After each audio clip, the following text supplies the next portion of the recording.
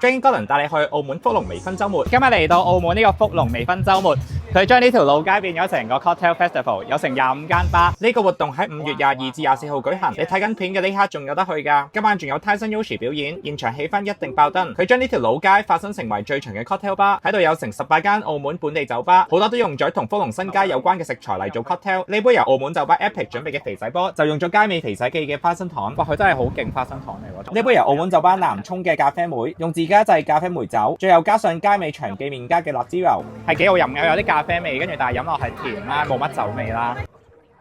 個辣椒油都 OK 嘅，唔算話，即係佢食到個味、聞到個味，但係唔算太辣。最緊要係呢度啲酒好抵飲，呢度啲酒真係好抵，60-70蚊咧就又食又飲。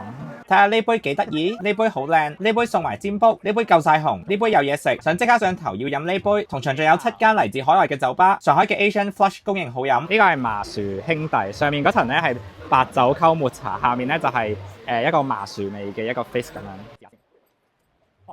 哇！